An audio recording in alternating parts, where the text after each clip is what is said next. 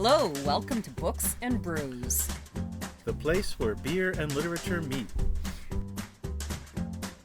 with your host, the seer of the beer, Chris Powell. And Laura Vosica, author of the Bluebells Chronicles. Each month, we invite a guest author to read their words and talk about writing while sipping beer specially paired with their work. This month's guest is Marlene Ratledge. So sit back Pop a cold one and dive into some books. and brews. Welcome to Books and Brews, episode number 82 with Marlene Ratledge. Laura, have you been doing anything interesting this month? Well, we had our dog escaped for the first time, and he might have once or twice before, but this time he got somehow unclipped the leash. Apparently has opposable thumbs I didn't know about, and he got off the leash. So we managed to get him home. Then he escaped out of his pasture. We managed to get him home. Then he escaped a second time out of his pasture, and he was gone for 3 days. He came back for food, but he would not let me near him. We finally caught him, and we finally figured out where he's getting out. So we solved that problem. Yes, indeed. I think you have a few more lambs in the pasture. We have more lambs. Plus, Tennessee is thing to me. We went to There you go. Gatlinburg for a nice birthday week, and somebody bought me all the presents, even though it was his birthday. So, I never wore cowboy boots before, but I'm starting to get into it. She very much is. They look And wonderful on her. Who too. was our guest a month or two ago? She had a whole collection of boots that she showed us, or sent a picture anyway. Yes. So, I'm kind of enjoying going all cowgirl. And wearing all those boots, did you read anything interesting this month? Oh my gosh. I read bits and pieces of a lot of things. So this is kind of on the list about mead. And we got that down in Gatlinburg. Yes, we did. And the, what was that? The Savannah Honey Store, I think. Mhm. That one I haven't read yet. I've started reading for a project that we started longer ago than I care to admit publicly on the theology of music. And this is The Christian, the Arts, and Truth. And it's a very interesting book. I think it was written quite a while ago. Another fun one we got, Camp Cocktails, which is actually written by, what's her first name, Vikra? Oh, yes, from the Victor Distillery in Right. Duluth, Minnesota. And that's the place we used to go before we Yes. went to Tennessee. So that was kind of neat to see this really cool book and realize that was written by someone we almost know. And then because we went to a lot of antique shops, I don't think this is really an antique, but the Republic of Suffering I started on. Mhm. And this is about death in not World War, in the Civil War. And it's a very fascinating discussion of the incredibly high ratio of how many people died and what that would be in today's terms. And that's just a great introduction for a humor writer, isn't it? That's Misery. right. I do find it interesting that more Americans died in the Civil War than all other wars we've been involved It's in hard combined. to grasp. And It's really that's really hard to quite grasp. something. Yes. That other cocktail book that you have is reminiscent of one that I really liked. I got down in Key West. It's called To Have and Have Another, and it actually talks about all the favorite recipes Ernest Hemingway had for beverages, which tend to be far more alcoholic than they are sweet or sour or anything like that. It's basically just lots of straight alcohol combined in glasses, which one can imagine Ernest Hemingway being kind of into a cocktail like that. But it was a very fun book to have.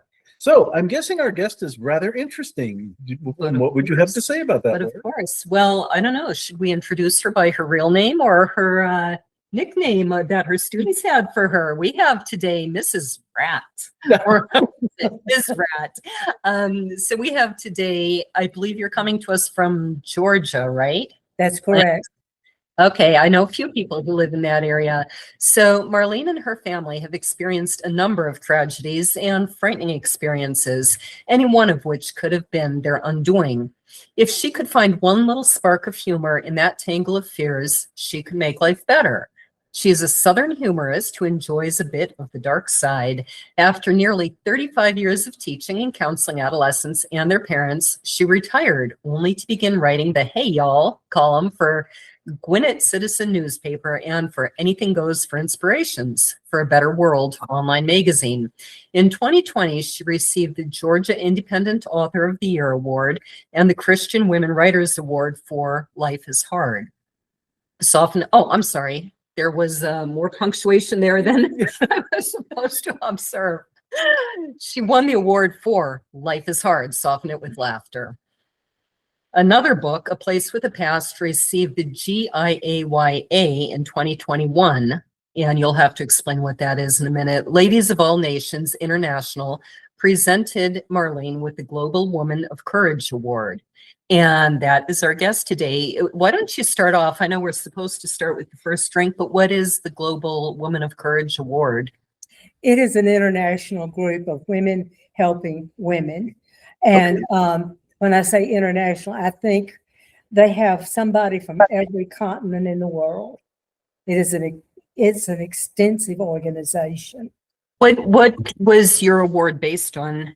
Something in particular? Well, in the book, Life is Hard, Soften It with Laughter, it just shows, I've often said I'm going to change my name to Job because after all, it was through that and all the different things that I did. And I worked with children and parents who were in crisis and helped with lots of different kinds of situations. So I was just one of those people that got nominated and was accepted. There were a lot of people in that list. So I was very fortunate. Congratulations. Now I have to tell you something kind of funny. I just copy the entire file for each new guest. And so last month's guest was sort of the opposite, but maybe not in a way. She was talking about having been a survivor of a terrorist bombing. And so her first reading I called Explosion. And so knowing what your first reading is, I kept looking at that going, I didn't think I'd changed the title yet, but it's actually called Take Cover, We're at War. Yeah. So, Chris, what drink do we have for Take Cover, Well, We're at War? for talking about butter beans and all of that, especially exploding butter beans, I have a cocktail called the Butterbean Cocktail. So this is a kind of a neat cocktail. It starts off with some coffee liqueur. So we'll throw that in there. And then I will move on to a butterscotch liqueur, which, if you can imagine, is going to be quite nice going with a coffee flavor as well. And this is actually kind of a neat cocktail from a dessert perspective.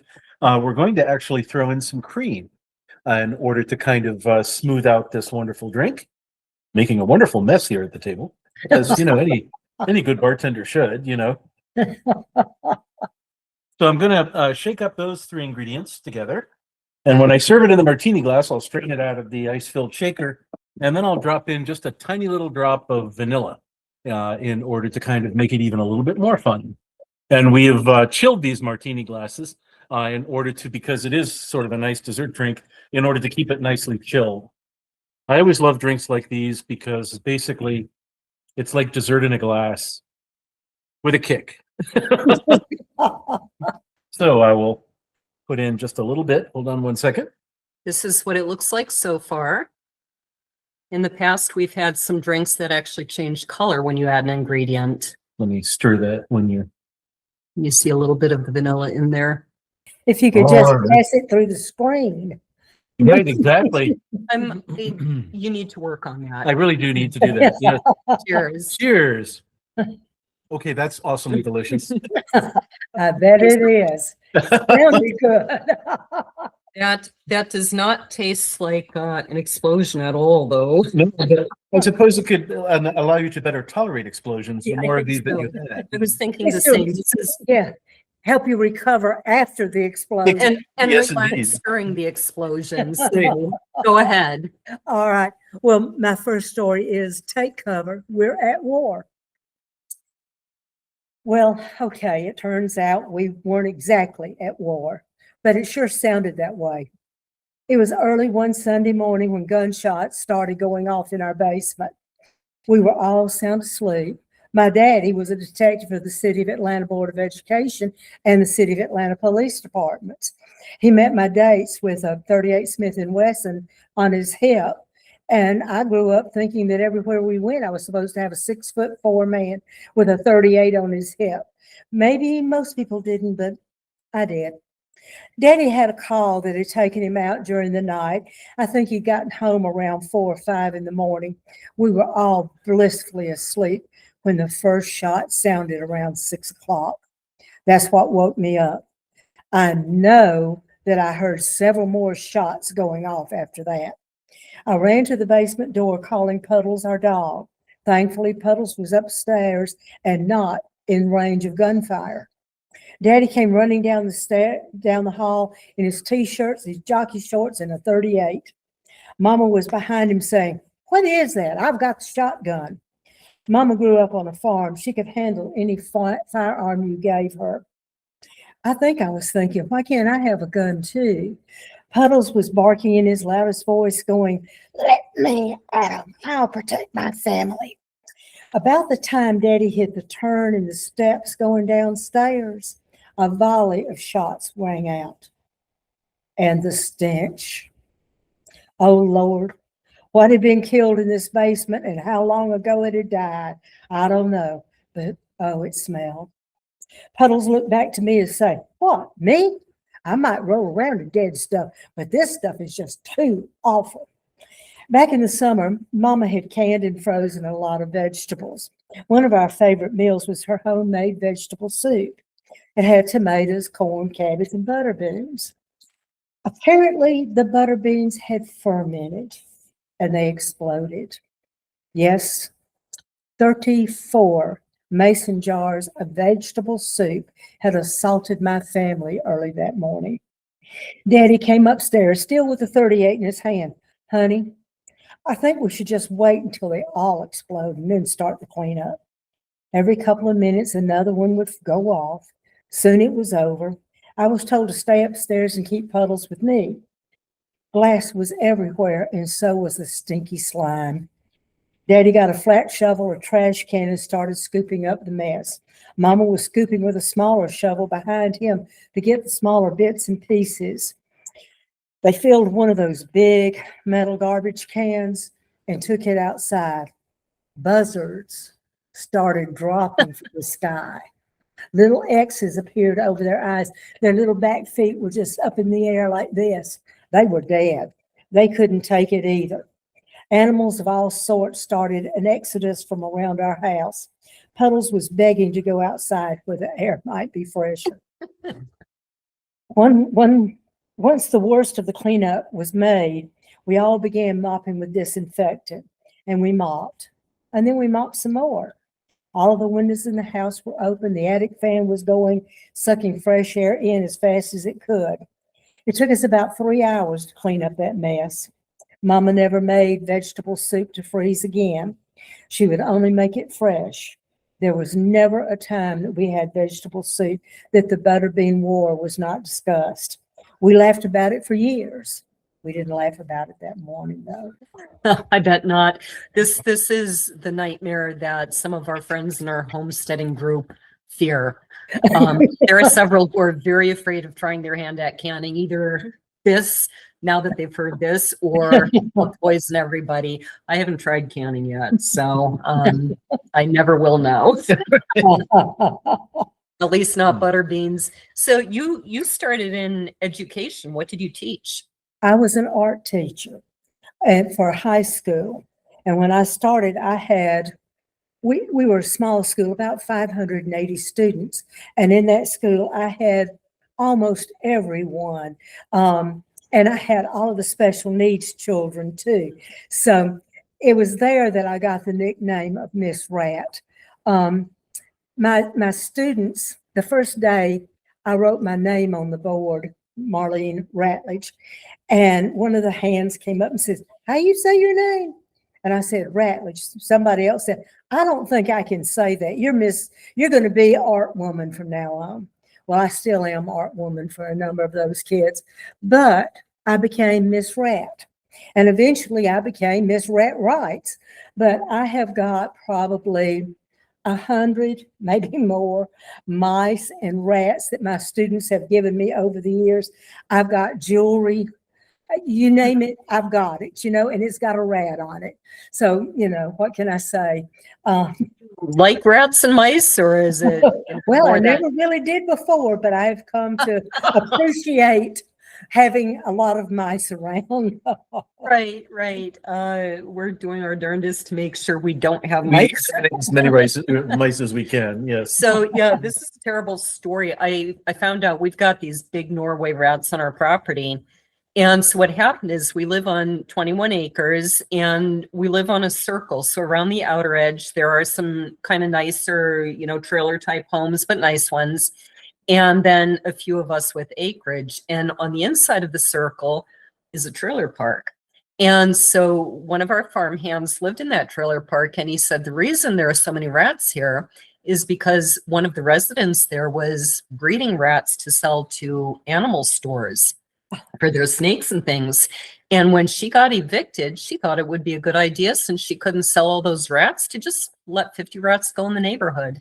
Oh, So, no. yeah, I don't think I've ever seen one, but I know Larry did, and I think you've seen one. I know Dustin saw one or Yeah, two. well, we've been taking care of them though. Right, So, yeah. right. So they are out there, but when I heard that story, I was like, who in their right mind releases 50 rats into a neighborhood, especially when they're kids? in Probably there? not the type of person who gets evicted, but other than that, Exactly, This is exactly. when you go to the cat rescue center and say, I want barn cats, give them to me. yeah, feral cats. It's kind of been on our list to get some feral barn cats out there.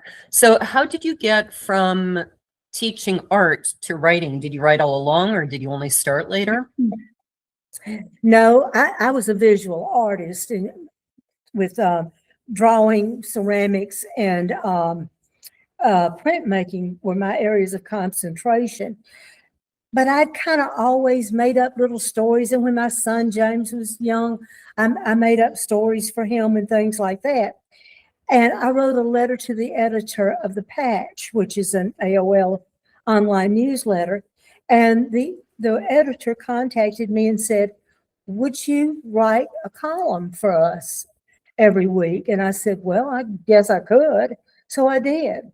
And then the woman that owned the Gwinnett Citizen said, would you like to also write a column for us once a month? And I said, well, I guess I could. So I did. And it was those columns. Yes, I started out at the farmer's market interviewing the person that had the beehives or was growing strawberries. But eventually I just said, this is not me. And I started writing my little essays on life. What I see, what I feel, what people bring to me, just doing all of that. And I collected those essays and some more, and that became Life is Hard, Soften It with Laughter. And that's what you're reading, all three of these pieces today. These are from the first book. Yes, ma'am. You blend humor with deeper life observations. Was there a time that you found it a little harder to laugh? Did that come naturally, or is it kind of an acquired skill for you? I think it was just something that kind of came naturally. I guess I just kind of had a little weird outlook on life or something, but I could see funny things. And I found that in working with children in crisis, that if you can get them to laugh a little bit, you can break that sense of doom with a smile. You can win them over and get them to see another side, a hopeful side, and they can move forward. So that's just kind of the way I've always operated. And it's worked pretty well. So there was no like one incident or a series of incidents that kind of made you go, No. laughter's a better way to go. Okay. No. I thought I read in one of your essays that your mom kind of always said something about laughter, or in fact, that exact line, wasn't it? Well, no, what she said was that time takes care of all things, but you can make it a whole lot smoother if you smile. So There is so much truth. Yeah. and that's kind of where this came from. As a matter of fact, the next book, if God is willing, the creek don't rise, but the creek are sharpening their arrows. And this one is Life is Hard. The next one is going to be, I think, Life is Hard, Soften It with a Smile. So, and I'm going to use Mama's quote as the opening of that book. So at least, well, all I can say is I've got 3 books in the works right now, and I've been trying so hard to find time to finish them. Tell me about that too.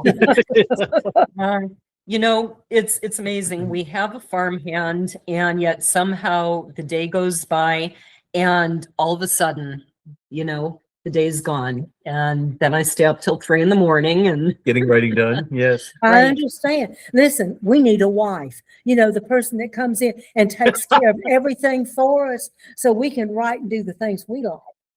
that's We don't right. get to do that. Yeah.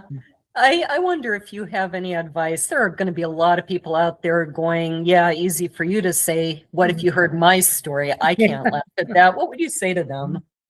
I would say you need to read my story, honey, because what you think you see ain't necessarily true. Because Mhm. even since Life is Hard came out, there's been a lot of stuff that has happened that we've overcome and we've dealt with. And when I say I've thought about changing our name to Job, I'm not kidding. We have one child. He's 43, but he was deprived of oxygen at birth. And so he is special needs. They told us to expect a 3rd or 4th grade functioning adult. And Snell is my husband. Snell and I studied everything we could. We took all kinds of classes. We explored everything there was out there. And he can read on a high school, college level. He's almost an idiot savant when it comes to animals. He followed my mother around in the yard when he was little. He knows all about plants. He works hard. He's had a job now for 20 years working in the Amazing. That's school awesome. system. He's got insurance and a retirement program. So, That's fantastic. yeah. You know, and this is where I think hope and faith come in, and realizing experts don't always know.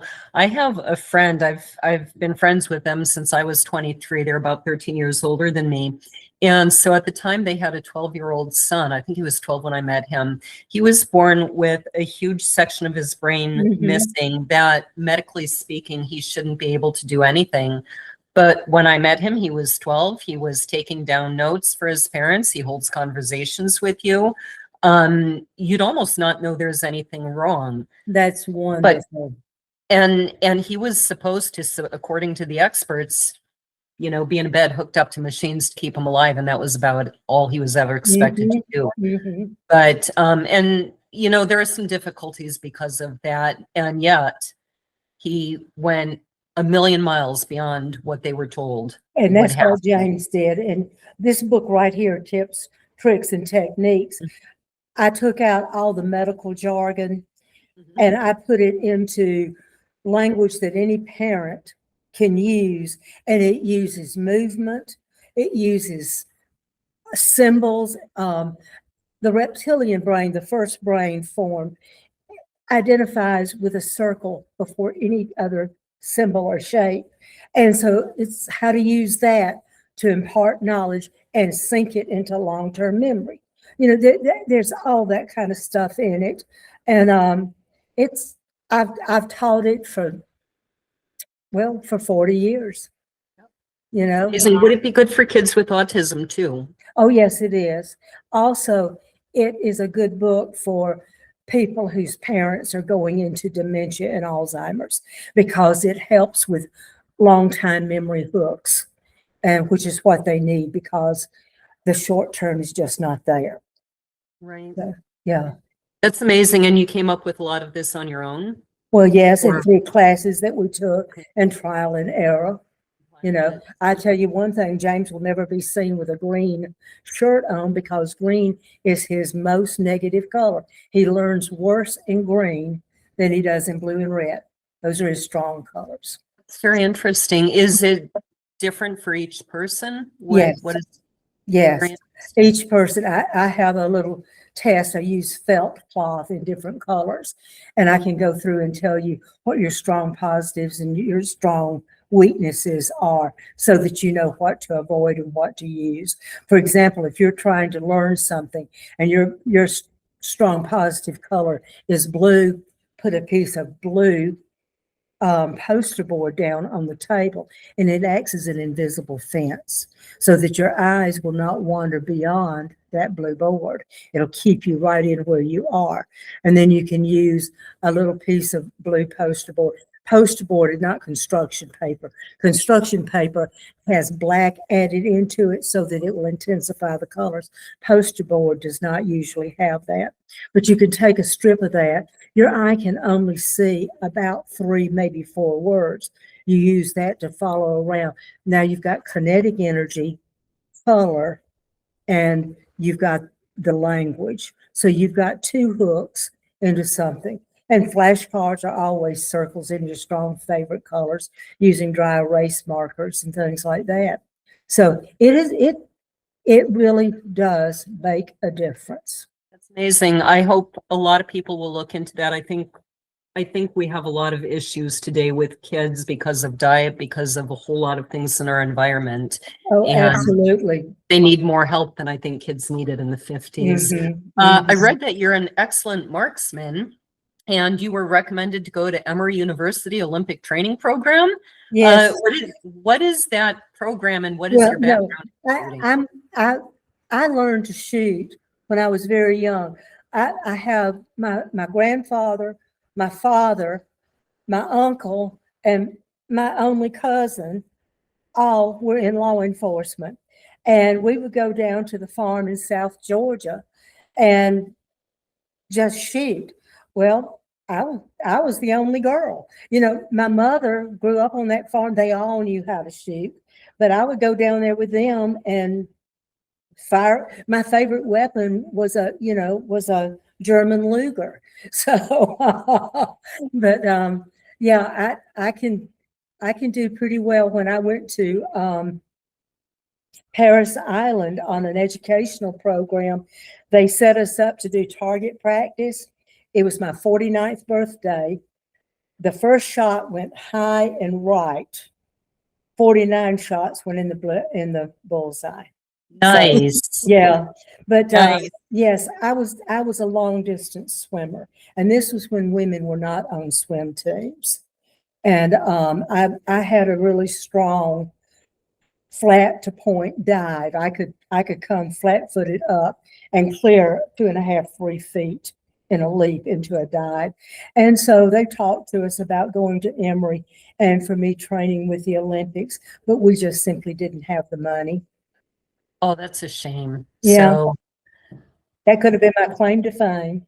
yes, but still to be invited is huge. It We need was. to move on to drink number 2. This one is this is an interesting drink. It has a wonderful set of flavors. It's called the 5 Gold Rings, and I was inspired by your reading in this regard. So hopefully this will end up being inspirational all by itself. And we start off with some gold rum, and we'll shake this all into a shaker with ice and serve it into a coupe glass when we're done. And in addition to the amber rum, now we're going to add some Kraken rum, which is a spiced dark rum with kind of a neat flavor. Then we actually throw in some Calvados, which is basically apple brandy. So the apple brandy now going in with the sweet flavors of the rum will be an interesting complement. Now we're going to add some Benedictine liqueur to go with this. So already we're getting a very interesting variety of flavors in this, but it gets better. I'm going to put in a spoonful of organic maple syrup, and we will finish it off with a little bit of cinnamon whiskey. You can also use cinnamon bitters as well. And so we'll just put in just a bit of a flavor of that because this cinnamon fire whiskey, can take over your whole drink if you let it.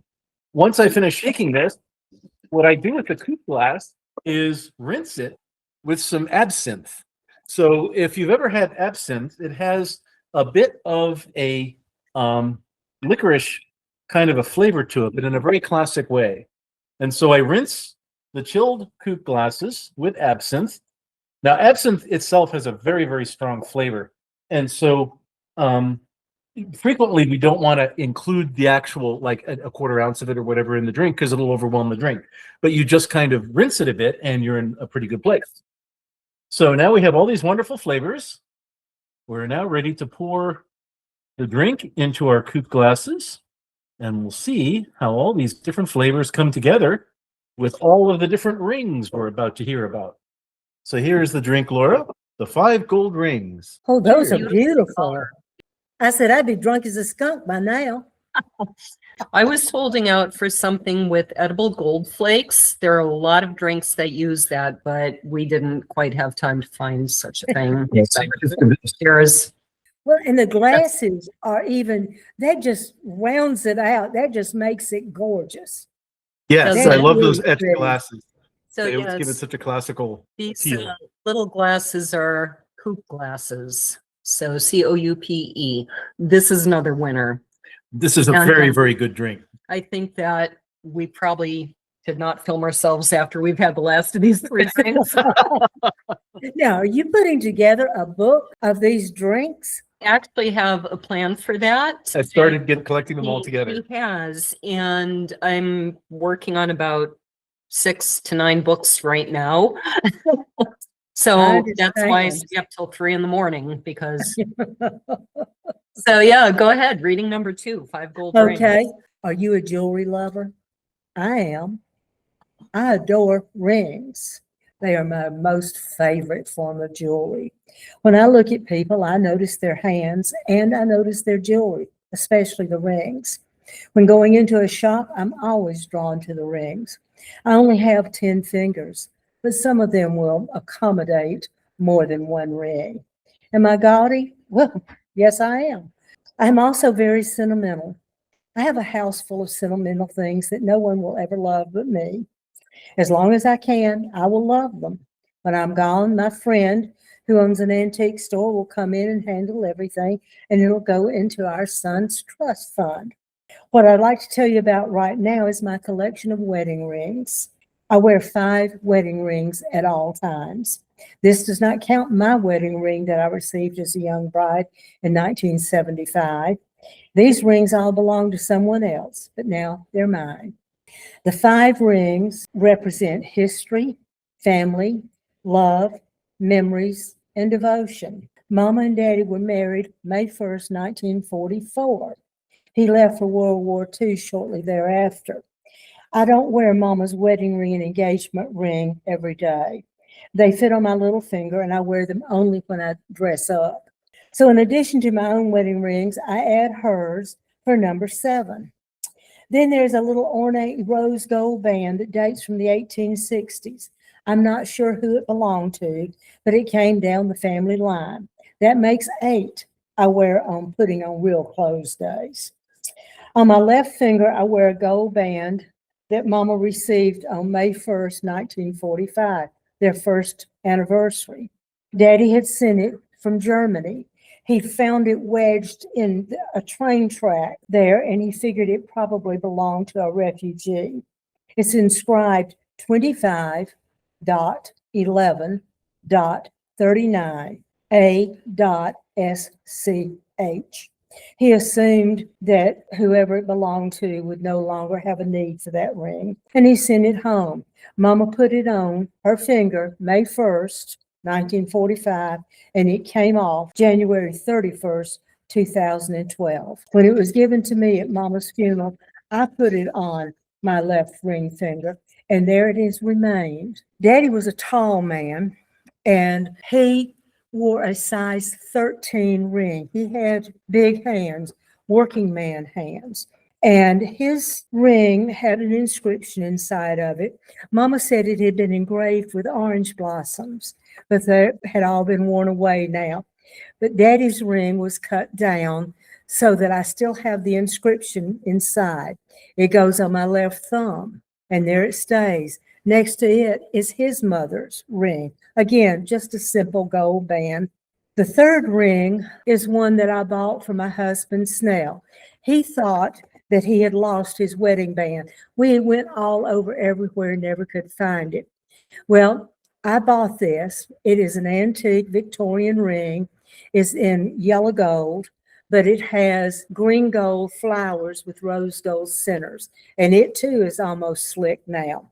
The day after I brought this ring, my husband found his wedding ring. That's the way it goes, isn't it?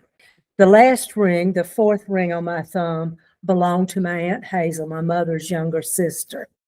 Hazel's baby died a little under a year before I was born. She never had any other children, so I was Hazel's baby too. So I stayed with her as much as I possibly could. So 5 gold rings. They're not valuable, not really. You know, there's not enough gold in them to really make something impressive. The day I take the rings off will be at my funeral, and they'll be handed over to my son. I only hope that he remembers the stories that are related to each ring. They're just tokens of history and family and love, memories, devotion. They're memories that I carry with me every day. My loved ones are always with me. Can you hold up your hands? Do you have them all on right now? This is the one that came on May 1st, 1945. This was the ring on their first anniversary. And then they really take up a lot of room. It's hard to separate them so you can see one of them. But there are 3 gold bands, and then the wide one here, that was the one I bought for Snell. Yeah. And while they might not be very valuable unto themselves, they're priceless as your life. They are absolutely priceless. I had to tell you a funny story when you said you bought him a new ring because he'd lost the old one. I was maybe late 20s, early 30s, and my now former husband had lost his wedding ring, and it was lost for a whole year. And I was very upset with him. Like, come on, doesn't it matter enough to take care of it? And so finally he went out and he bought himself a new ring. And I don't remember, I think that ring, the original, finally turned up. My oldest was maybe 9 or 10 at the time. And it wasn't until my second child, my daughter, was 18. So she, maybe 10 years later, maybe 11 or 12. And she was going to leave for college any day. And she said, Mom, Dad, you know that ring that was missing for a year and you were so mad about it? I said, yeah. She said, well, we saw it on Dad's dresser and we thought it was the one true ring. So we took it and hid it to save the world. And she said, I think they later told me, one of the kids later told me, well, we didn't have a Mordor to throw it in, so we hid it behind the stove. We thought that was the hottest place in the house. I was like, oh, no wonder we couldn't find that ring. Well, that was logical in their minds, and they saved the world. It was, well, and it also explained to me why for about 2 or 3 years they kept swearing they saw, what are they called, dark riders? Yeah, right. Yes. They kept swearing they saw dark riders in the house. And I finally understood because they really believe the one true ring is in the house. So I am curious, do the rings don't bother you when you work at all? No. Okay, you're just kind of used to it. You know, I will tell you, if I take the rings off, there is that thumb is smaller than the other thumb. Now I do wear a gold wedding ring here, but that's a ring I bought for myself. Can you see that size of that thumb? And then this one over here. Okay, yeah. It is smaller, but I wear it, you know, I work in the yard. I don't ever take them off.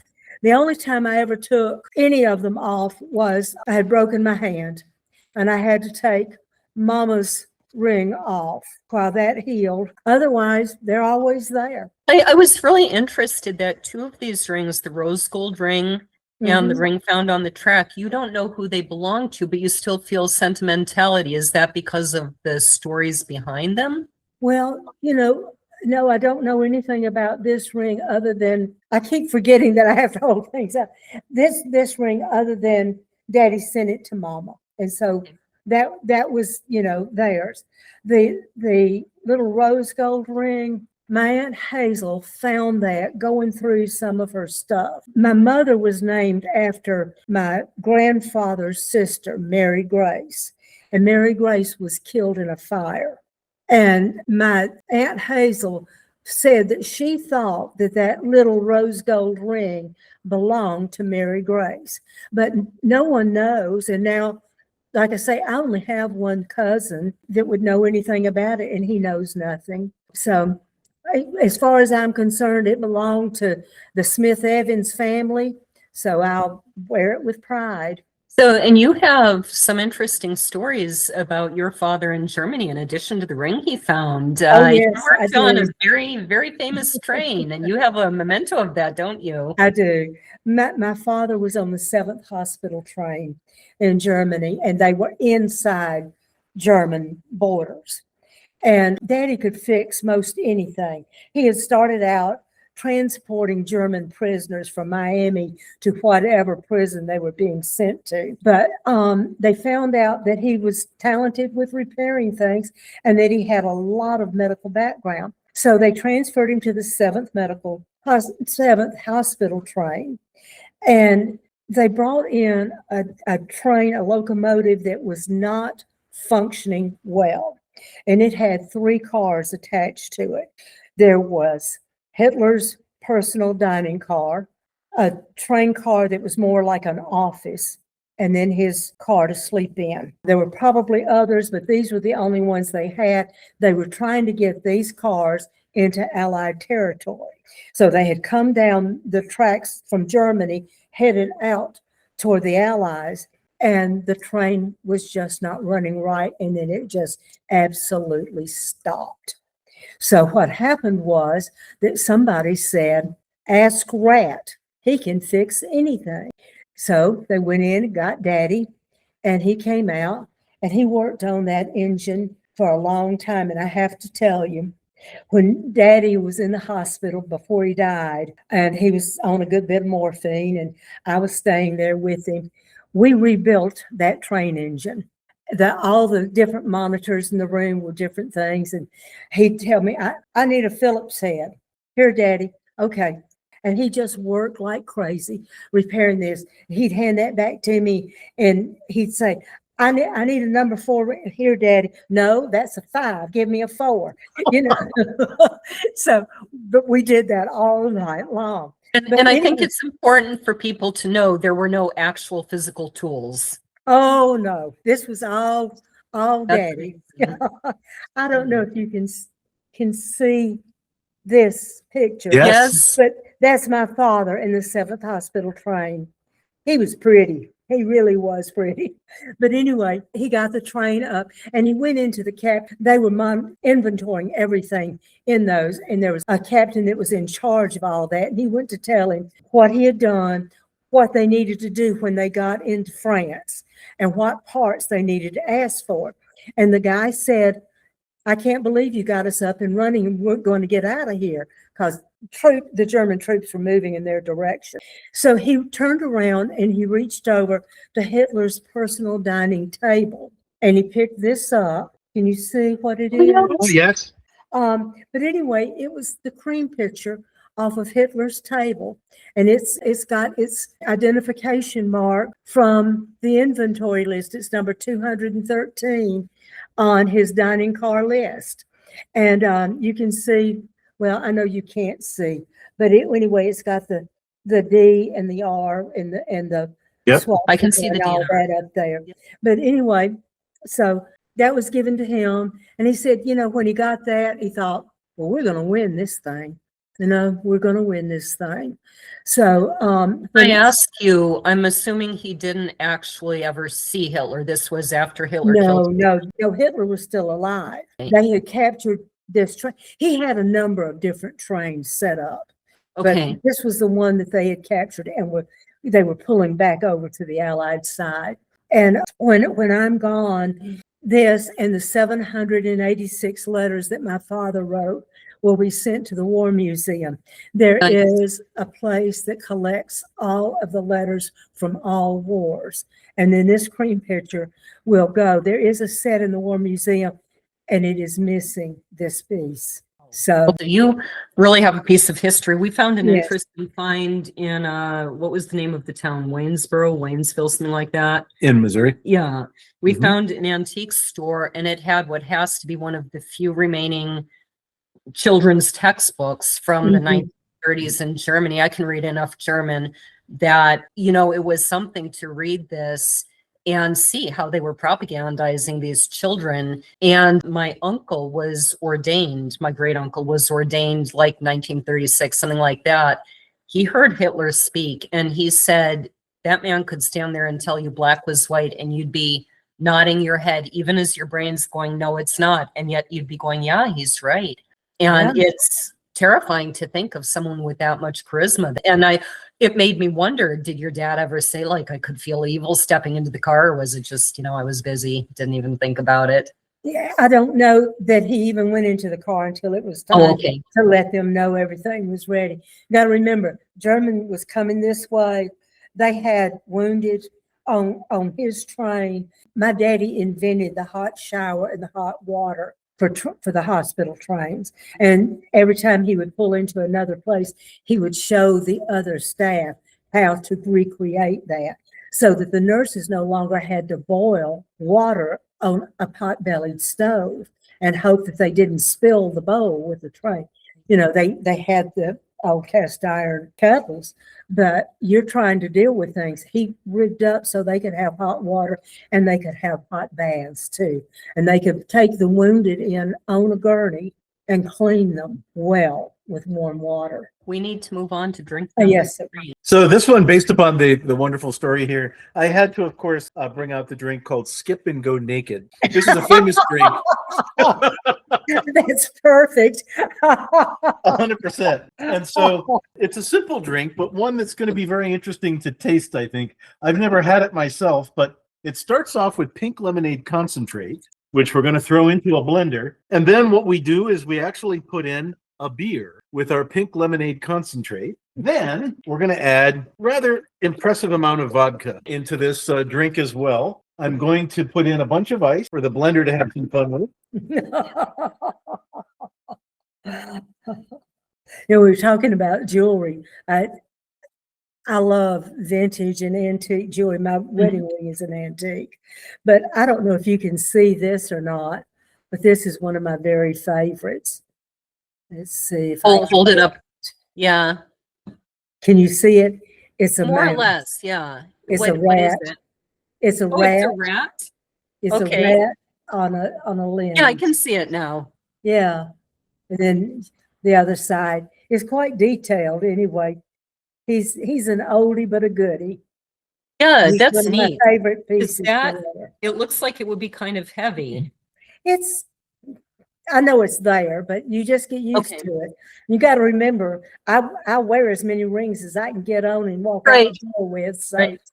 Well, I have, this is what I wear. It's Oh, my that's ring. lovely. Yeah, that's got mine and his birthstones and then all 10 of our kids. Wow, y'all have 10 children. Amazing. Yeah. Yeah. So 32 down to 20. No, 36 down to 20. Yes. Jeez. Yeah. And as my kids keep saying, it's funny how I'm 19 and I have a 36-year-old. I don't know how that works. It's the laws of physics. Right. Well, So here we have our Oh, Skip and Go okay. Naked out of the blender with our pink lemonade, our beer and vodka. Like normally I would not be wanting to stick a beer in a blender with for fear of running into your butterbean problems. But so far this worked out okay. So we'll see how it Cheers. tastes. I'm not eager to It's taste beer very and pretty lemonade. too. Mostly I taste ice. And Yeah. It's kind of bitter. I think I would enjoy this in the summer. I do like pink lemonade. See, I don't like pink lemonade to Right. begin with, so Oh, And you can Yeah. taste a little bit of the beer in there, and the vodka, of course, is giving it its kick. yeah, I might not finish that one. I might leave that for you. The real problem being, of There course, I is- made an entire picture of it. I don't know if you can see that, but we have oh, a Right, there's a lot here, so I don't know, maybe the sheep can get something extra in their water because there we go. There are enough of them. I don't think anyone will get drunk off that. It'll need to be up. Go ahead with reading number 3. This one is titled Tasteful Native Costumes. Shortly after Snell and I were married, we decided we would chaperone the graduating class of Duluth High School, 1996, to a cruise to Nassau and Freeport. We had a stopover in Puerto Rico for one evening. A bunch of the boys wanted to go into Puerto Rico to the town part, but they weren't comfortable in going by themselves. They approached us, and Snell and I agreed that we would go with them. We agreed and went to the concierge desk to find out what was available in town. There were only a few choices, but the concierge told us about an upscale dinner show. It sounded wonderful. The dancers performed folk dances in tasteful native costumes, and that sounded safe enough. He suggested we take a taxi so we wouldn't get lost. The boys all went back to their room and put on their coats and ties and got all spiffed up. Snell and I got duded up and met the guys at the debarkation ramp, where we grabbed a taxi to head into town. Now, this was the first time for any of us to ride in a taxi. All of us were crammed inside. We were off to a great adventure of first. I was in Snell's lap. The boys were mushed together.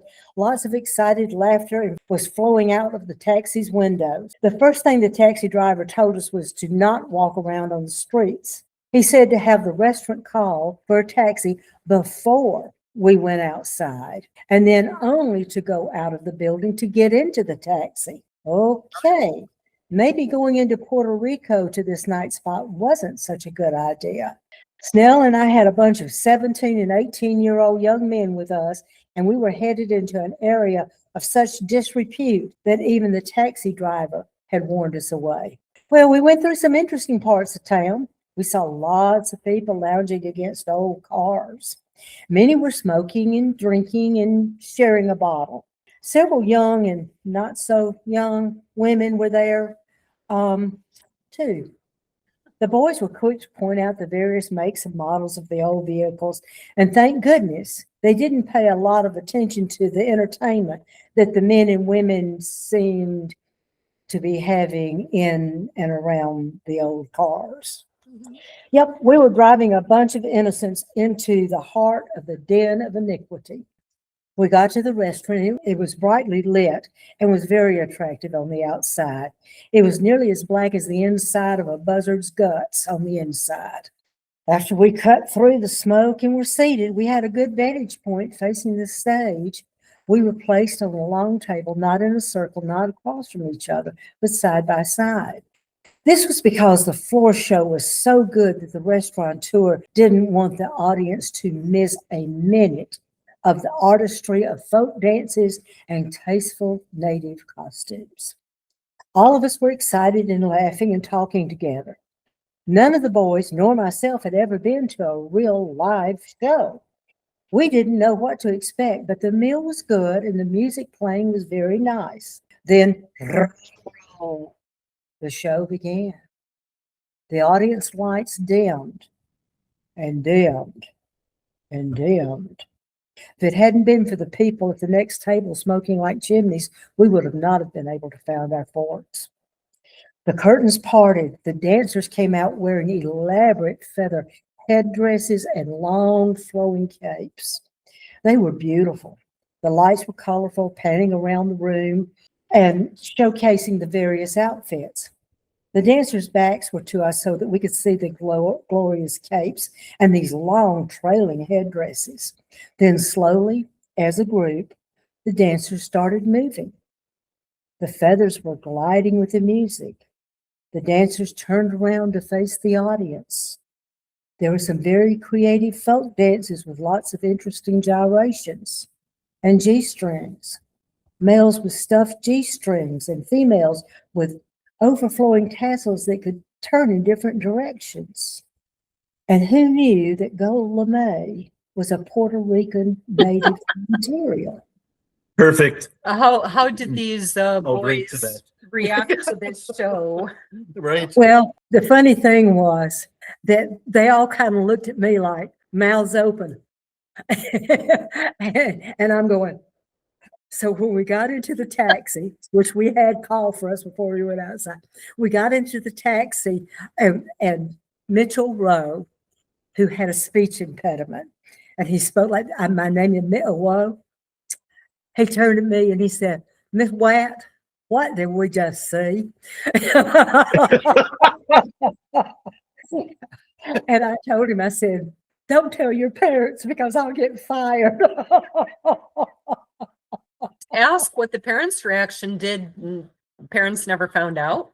Oh no, they did. They laughed about it because the kids, that was probably the first thing they told when they got off the boat and got home.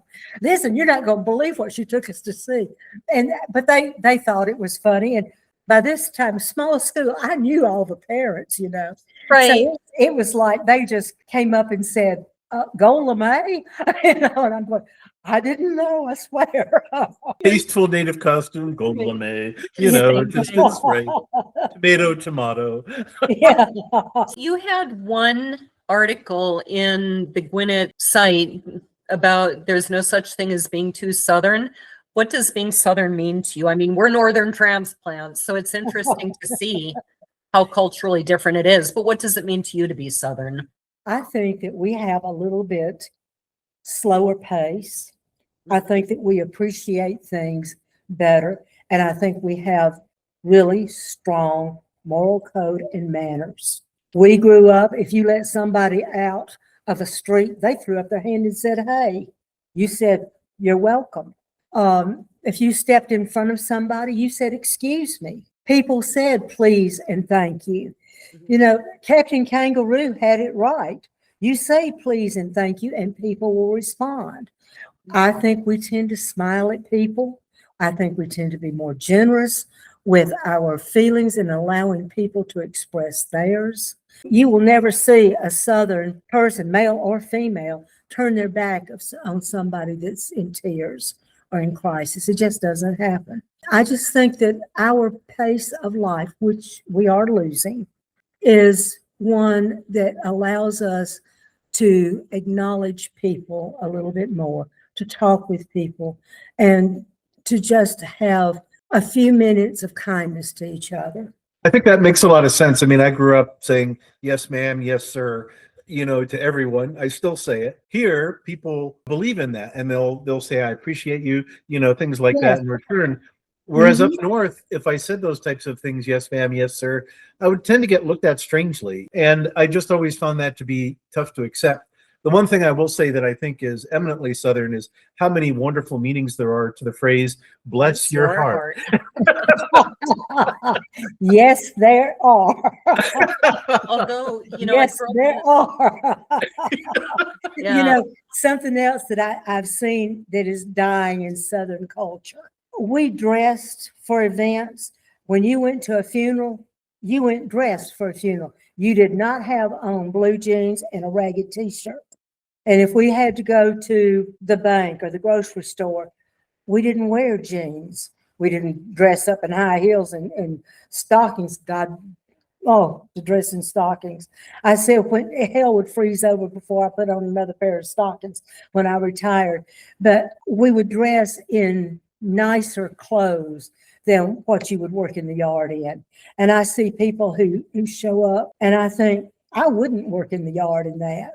I think that there is a pride about the old-fashioned Southern culture. And I think that you're right. Other people, they won't take the time to show basic kindness and appreciation. But that really is a hallmark. That idea of basic kindness, I think you find just stratified through every interaction that people have in the South. I find it very joyful that it just adds to life, that people are nice to one another. Yes. You know? I definitely find people friendlier here.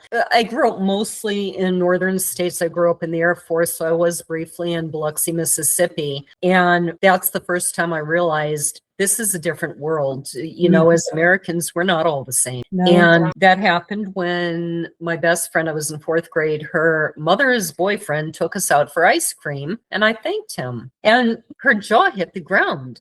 And she said, thank you. What? I mean, she was truly horrified, and I had no clue what she was talking about. I said, thank you for the ice cream. And she was, again, horrified. No, thank you, sir. And, we don't do that in the North. And even now, I would find it wouldn't roll naturally off my tongue. It's just not the way I was raised, but I appreciate it at the same time. Now, you have one other book, A Place with the Past, a cozy mystery, I think, right? Yes, and it is a cozy mystery. This little teddy bear is made of my grandmother's dress and my grandfather's overalls, and this is my mother's doll, and this is my daddy's bed. My daddy and his brother were so tall, they had to make extra long beds and mattresses for them. The book is about a young girl, a teacher, who was raised by her great aunt, Belle, and she developed a nickname for her Aunt Belle and called her Ring-a-Ding. Well, Ring-a-Ding died, and Patricia inherited the farm and her great-grandmother's businesses. She goes to the old farm and decides, I'm going to live here. And she finds out that not only did she inherit the family farm and business, she also inherited some distant relatives that have been dead for decades. One needs her help and one hates her and wants to drive her away. Oh, wow. We need to wrap up. Where can people find you online? www.writes.com. And I do public speaking. I can go in and tell lies to people if they want to hear them. So, whatever it takes, let me entertain you, flip my little shoulder around, whatever it takes. But, yeah, it's been a pleasure to be with y'all tonight. I have thoroughly enjoyed this. I still think you need to work on how to pass that drink through the glass.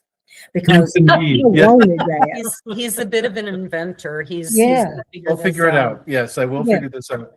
So But meanwhile, Laura, where can we find us? You can find us at booksandbrews.net. You can find me and my books at lauravosica.com with pointers to everything else we do on the net, which is way too much.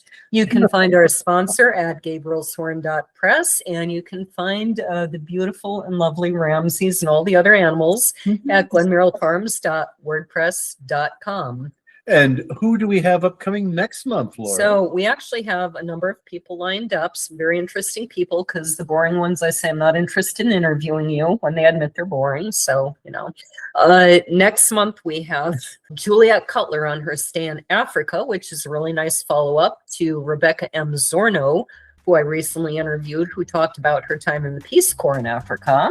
The next month, we have Laura Creedle, who writes horror. The month after that, J.K. Divya, who writes dark fantasy, mythological horror, and paranormal. Then we have Barry Black, who is a former FBI master bomb technician. That's what my brother-in-law did in the military, so I'm interested to talk to him, see how many fingers he has. Really hoping that interview doesn't bomb. But we'll have another interview titled Explosion. Right. And finally, I'm hoping in July that we will have a former Major League Baseball player on the program. And so once I verify that, we'll let you know. So this has been a wonderful episode of Books and Brews. Cheers.